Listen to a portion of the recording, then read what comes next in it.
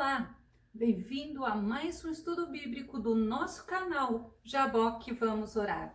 O tema de hoje é intimidade com Deus e nós vamos estar estudando em Tiago, capítulo 4, versículo 8, que diz assim: chegai-vos a Deus e Ele se chegará a vós. Isto é relacionamento. Eu me chego a Deus e Deus se chega a mim. Olha que coisa linda, que Deus tremendo. Hebreus capítulo 4, verso 16, fala assim: assim, aproximemo-nos do trono da graça. Mas é de qualquer jeito? Não, é com toda confiança, é na certeza, a fim de recebermos a misericórdia e encontrarmos graça que nos ajude no momento da necessidade. Será que você tem se achegado a Deus? Será que você tem se aproximado de Deus com confiança? Ou você tem sido aquela pessoa com ânimo dobre, que fala uma hora uma coisa e outra hora outra coisa? Como você tem se aproximado de Deus? Para você encontrar graça, que é o favor que eu não mereço, o favor que você não merece, para que o Senhor nos ajude no momento da necessidade, você tem que se aproximar de Deus, mas com confiança. Tem que se aproximar de Deus com certeza de quem é o teu Deus. Um Deus bom, um Deus justo, um Deus misericordioso e um Deus que quer estar com você. 1 João, no capítulo 5, verso 14, nos diz o seguinte: esta é a confiança que temos. Qual confiança você tem? Olha só o que João fala. Esta é a confiança que temos ao nos aproximar de Deus, que se pedirmos alguma coisa de acordo com a sua vontade, Ele nos ouve. Você se aproxima de Deus com confiança e nesta confiança, segundo a vontade de Deus, Ele ouve as tuas orações e concede as tuas petições. Olha o que diz Jeremias, no capítulo 29, verso 13. E buscar-me-eis e me achareis. Sabe quando? Quando você buscar a Ele com todo o vosso coração. Como você tem se aproximado de Deus? Nós estamos falando sobre intimidade. Intimidade significa confiança. Intimidade significa que eu vou dar um passo e o Senhor vai se aproximar de mim. Intimidade significa uma relação muito próxima, uma amizade íntima. Significa um relacionamento mais profundo, mais íntimo.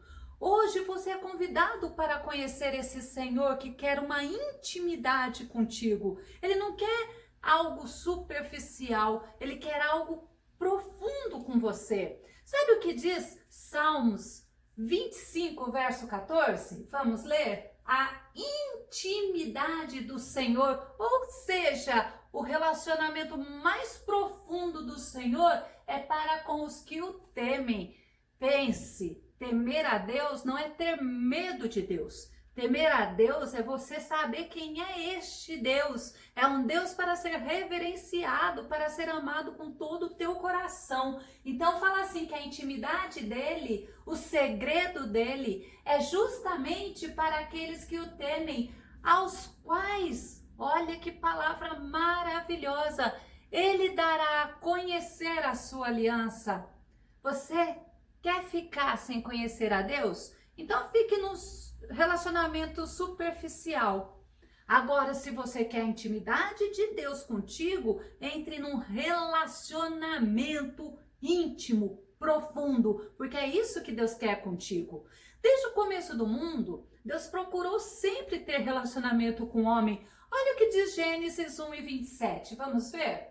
Criou Deus o homem, a sua imagem. A imagem de Deus o criou. Homem e mulher o criou. Olha o que diz o verso. Próximo. Capítulo 2, verso 8. E plantou o Senhor Deus um jardim no Éden, da banda do Oriente e pôs ali o homem que tinha formado. Sabe o que é lindo? É você saber que quando o Senhor Deus cria o ser humano, ele não criou e simplesmente deixou ao léu, deixou sozinho neste mundo. Ao contrário, intimidade com Deus é justamente você entender que quando o Senhor Deus te criou, ele te cria, ele te coloca como ser humano no jardim, mas ele vem estar com você. E foi assim que Deus fez com o nosso Adão. Vamos ver Gênesis capítulo 3, verso 8. E ouviram a voz do Senhor Deus, que passeava no jardim pela viração do dia. Quando a gente vê isso e ouviram a voz do Senhor Deus que passeava no jardim na viração do dia, dá a entender, nos leva a compreender que isto era um hábito de Deus e de Adão com a sua mulher Eva. Mas sabe o que aconteceu? Eles se esconderam. Adão e sua mulher se esconderam de Deus. Por que será? Olha o que diz o versículo. Eles se esconderam da presença de Deus entre as árvores do jardim. Mas por que será que eles se esconderam da presença de Deus? Deus faz o homem segundo a sua imagem, segundo a sua semelhança. Deus cria um jardim maravilhoso. Deus coloca este homem no jardim. Mas Deus é um Deus de relacionamento, é um Deus que conversa com a gente. É um Deus que ouve a gente. Quando Deus coloca esse homem no jardim, ele fala assim, olha Adão, você pode comer de tudo, mas da árvore, do fruto, do conhecimento do bem e do mal, você não pode comer. Por que será? Por que será que sempre tem um mas? O homem, ele não pode viver a seu bel prazer. O homem, ele não pode viver fazendo tudo aquilo que ele quer. Sabe por quê? Porque o homem se perderia mais e mais em si próprio. Então Deus coloca Adão e Eva no jardim do Éden, mas Deus lhe dá uma condição. E Deus, esse Deus de relacionamento que dá essa ordem para eles, simplesmente eles não conseguem obedecer, eles não conseguem dar crédito ao Deus Todo-Poderoso. Veio a serpente, que é o próprio Satanás encarnado lá na serpente, e jogou uma palavra em Eva, e ao invés de Eva dar crédito ao que Deus disse, deu crédito ao que a serpente disse. Para quem você está dando crédito? Será que é para as pessoas de Deus que têm se aproximado de você e está trazendo para você a confiança, a fé, a esperança? Ou é para as pessoas que estão se aproximando de você e está te trazendo desespero, amargura e sofrimento? Está sendo usada não por Deus para roubar a tua paz. Vamos ver, quando eles pecaram, quando eles transgrediram, eles tiveram a consequência. Quando você deixa de ouvir a voz de Deus e vai ouvir a voz daquela pessoa que não está sendo usada por Deus para te aconselhar, você também tem consequência. Adão e Eva, eles perderam a comunhão e a intimidade com Deus. Mas olha o que a Bíblia diz em Romanos, no capítulo 5, verso 8. Mas Deus, que é lindo, que é maravilhoso, que não deixou o homem a seu bel prazer, ele prova o seu amor para conosco. Como assim, irmã Shirley? Deus prova o amor dele. Lembra de João 3,16? Deus ama o mundo de tal maneira. Deus manda o filho dele vir aqui a este mundo.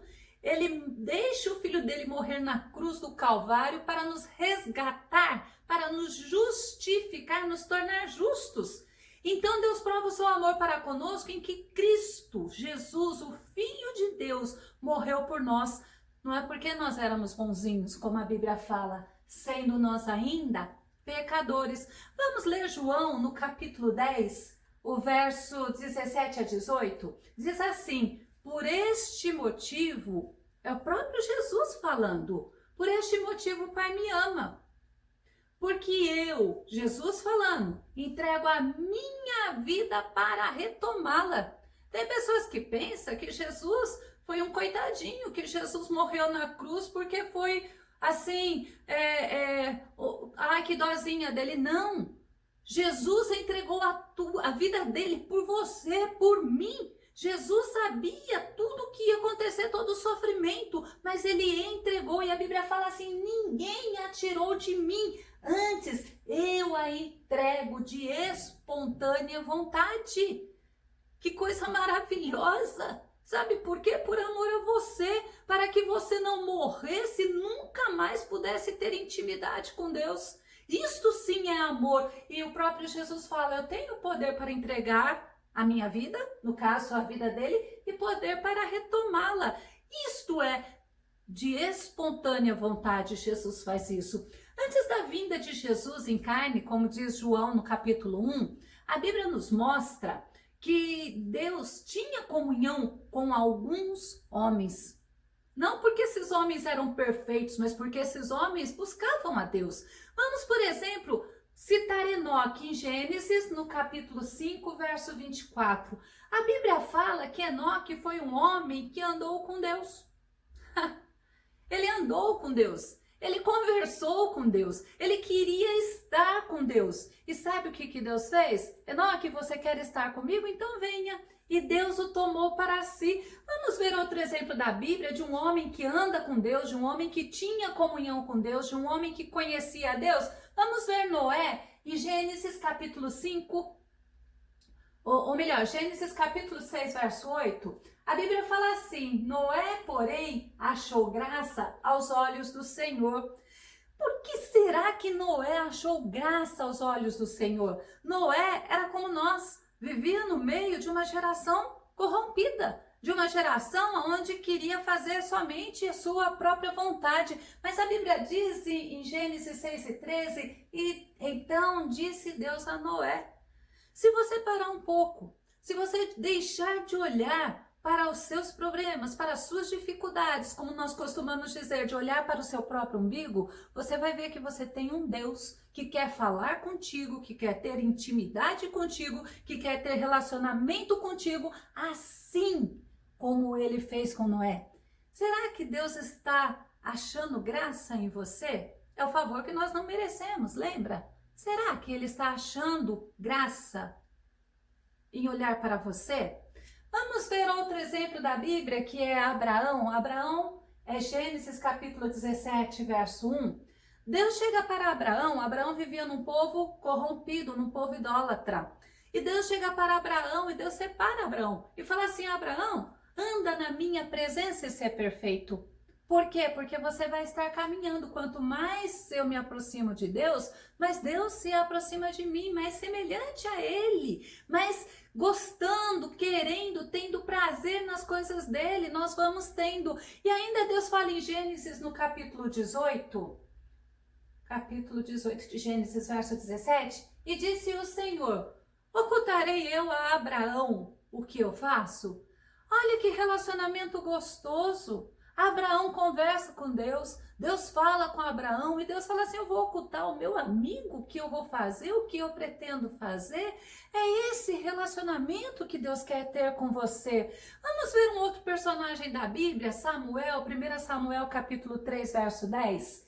Diz assim: então veio o Senhor, olha que lindo, e pôs-se ali e chamou como das outras vezes: Samuel, Samuel.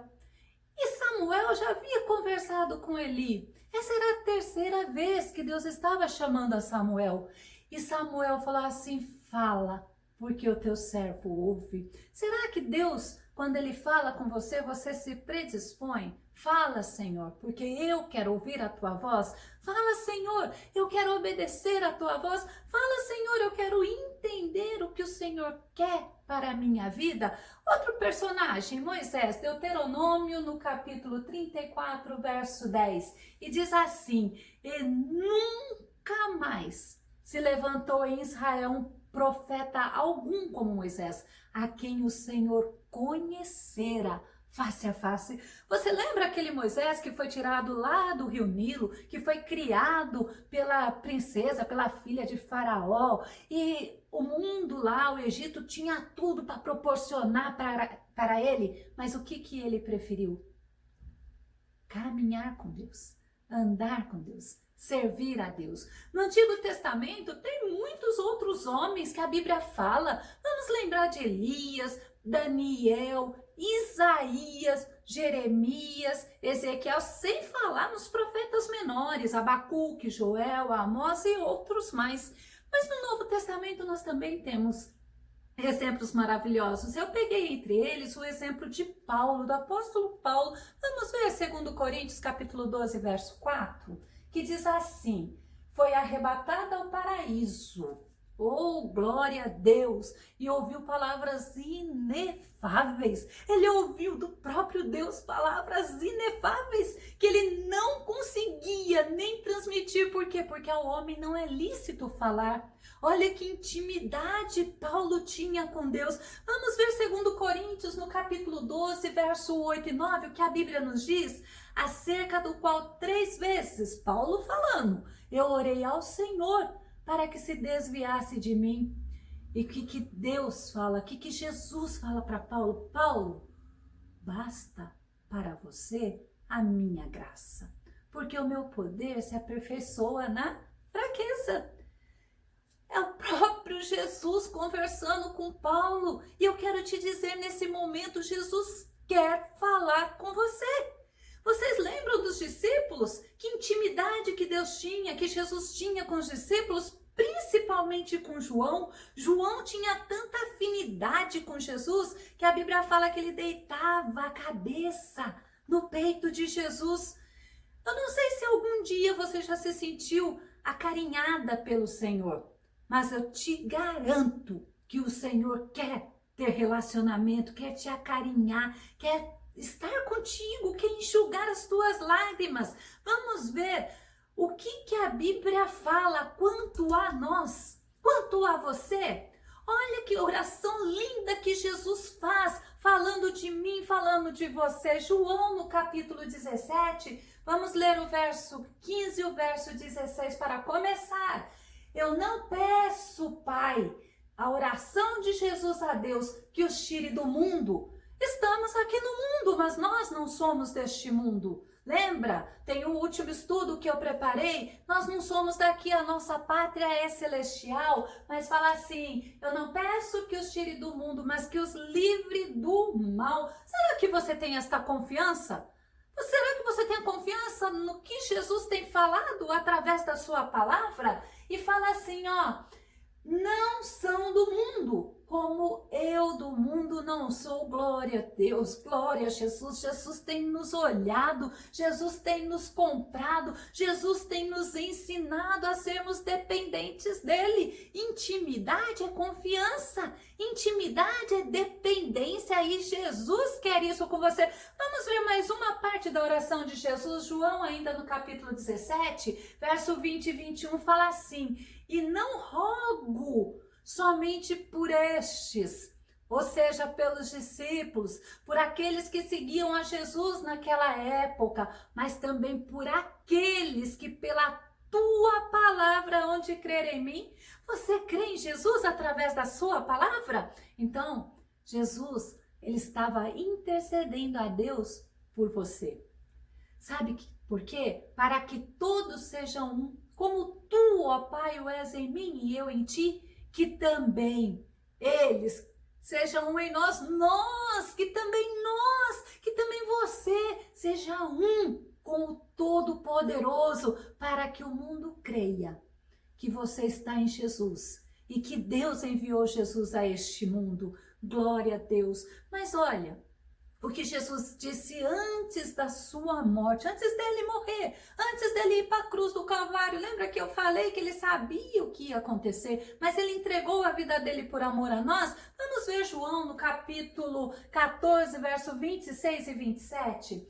Mas aquele Consolador, oh glória a Deus, o Espírito Santo, que o Pai enviará em meu nome, em nome de Jesus, esse vos ensinará todas as coisas e vos fará lembrar de tudo quanto o próprio Jesus vos tem dito. Oh, glória a Deus, você não está só.